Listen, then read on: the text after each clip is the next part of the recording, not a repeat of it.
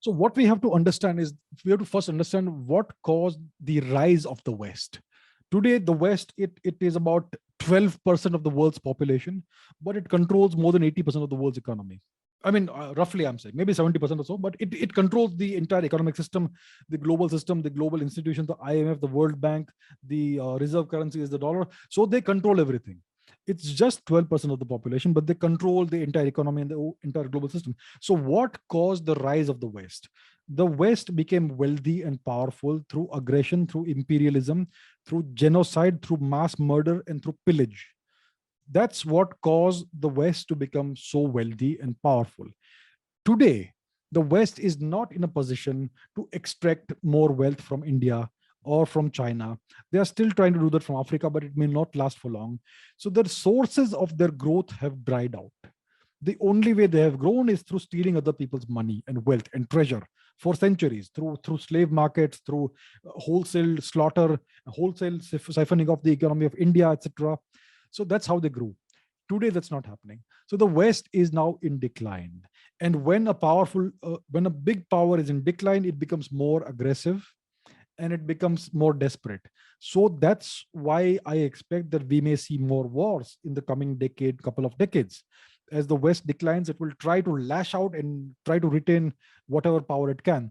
If not through diplomacy, if not through the economic means, then through military means. So that is something we may see.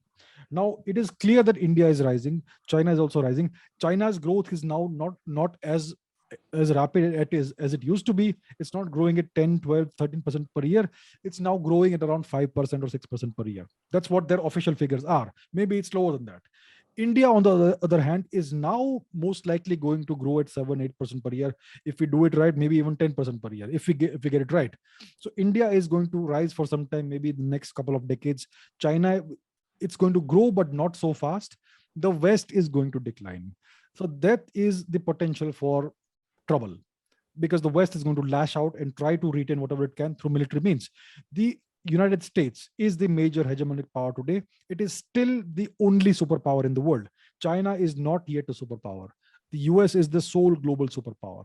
So then you have this situation of a Thucydides trap. When the East is rising, the West is declining. The US doesn't want to give up its hegemony. So you may have some kind of violent reaction, and they may try to impede your progress. They have this doctrine. They don't want any power to even become in the future a potential competitor. So if they see a country that may be a small economy today, but it has the potential in the next 20 years of becoming a big power, then they will try to sabotage their growth right now. So that is what we may witness, we meaning India, we may witness from the US. They may try to step up the Breaking India activities. They may try to fund various organizations or political parties within India through various NGOs. They may try to interfere with the internal domestic affairs of India. They may try to instigate a color revolution like they did in Ukraine, like they did in the Arab Spring, etc. So these activities may rise now. Right now, what we are seeing yesterday, I believe that Lady Victoria Nuland, the Deputy Secretary of State of the US, she came to India. She is famous for instigating the Euromaidan revolution, which was a coup d'etat that was successfully carried out in Ukraine, which precipitated the entire 2022 Russia-Ukraine war in the long run. So she is a color revolution, regime change expert, and she came to India yesterday, and she met with various what she calls thought leaders. Who is she to decide who are our thought leaders? We'll decide, right? Who is she to decide? Anyway, so you are seeing this kind of interference from the US in India. This may, in the coming years, be on the rise. They may try to see, they would like India not to rise very fast or very much. And they would not want to see a strong, stable, nationalistic government in power at the center. They would prefer to see a weak, pliable government at the center, so they can keep India at a middle income. At the position of a small power, not a major power, and use it to counterbalance China to some extent. And when there is no more use for India, you can disintegrate India. So that would be the end game or the long-term vision that the Americans have for India. So we have to be careful about that.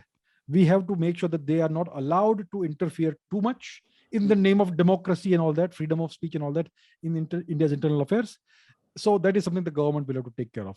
But that is the kind of approach you may see vis-a-vis India, and vis-a-vis China. You may actually see a hot war if the Chinese make a move prematurely for Taiwan, for instance. Then you could see a war happening between the US and China, because the Americans simply cannot afford to lose Taiwan. If they lose Taiwan, they will instantaneously lose whatever superpower status they have. People will stop trusting the word of the US, that their guarantee as the world's policeman and the world's arbiter of power no longer holds.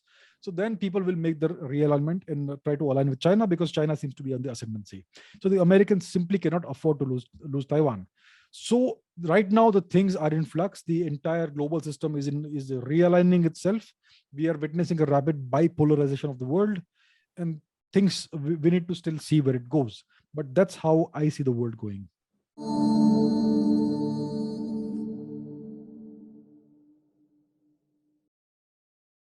Please remember to subscribe to us and switch on the notifications for this channel. For our other social media links, more content, and to support our work, please visit citti.net. Dhanyavad. Namaskar.